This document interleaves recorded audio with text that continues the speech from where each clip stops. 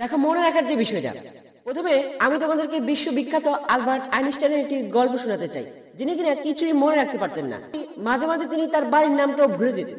সে একদিন ট্রেনে করে কোথাও যাচ্ছিল, ট্রেনে করে কোথাও যাচ্ছিল। যখন ট্রেন মাস বরাবর গিয়েছিল, তখন ট্রেনের যে হেল্পার এবার টিকিট চেক করছে, সবার থেকে টিকিট চেক করে আইনস্টাইনের কাছে আসলো। প্রথমে হেল্পার চিনতে পারেনি যে এটা সত্যিকারে আইনস্টাইন। এবার আইনস্টাইনকে বললো আপনার টিকিট দেখান। তখন আইনস্টাইন তার পুরো পকেটে টিকিট কোথাও খুঁজে পাচ্ছিল না। নাই। এখন তারপর এখানে যে হেল্পার হেল্পার দেখলো যে এটা সত্যিকার আইনস্টাইন, এটাই আইনস্টাইন। আচ্ছা এবার যখন আইনস্টাইনকে চিনলো, তখন তিনি তো জানেন আইনস্টাইন সম্পর্কে। এবার আইনস্টাইনকে যখন চিনলো, তখন বললো আচ্ছা আপনার টিকিট খোঁজা লাগবে না, আমি জানি আপনি টিকিট কিনে ট্রেনে চলছেন, কারণ সে আইনস্টাইন সম্পর্কে কি জানে। এবার আইনস্টাইন বললো আচ্ছা টিকিট যদি না থাকে আমি কিভাবে, মানে আমি কোথায় যাচ্ছি সেটা আমি কিভাবে জানবো?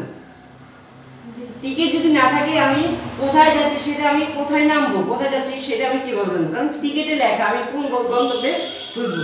দেখো ব্যাপারটা হচ্ছে এখানে আইনস্টাইন কোথায় যাবে সেটা কিন্তু টিকিটে লেখা, কোন গন্তব্যে স্থানে খুঁজবে সেটা কোথায় লেখা?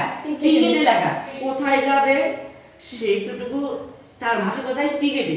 দেখো ব্যাপারটা হচ্ছে তিনি একজন বিখ্যাত ব্যক্তি, অথচ তিনি কোথায় নামবেন, তিনি ট্রেনে চলছেন, কোথায় গিয়ে নামবেন সেটা তার সেই স্থানের জায়গার নাম মনে নেই, আসি কোথায় লেখা? টিকিটে লেখা। টিকিট তো হারিয়ে ফেলছি। ব্যাপারটা হচ্ছে এখানে মূল গল্পটা বলার উদ্দেশ্য হচ্ছে তোমার যদি কিছু মনে না থাকে, হতাশ হওয়ার কিছু নেই।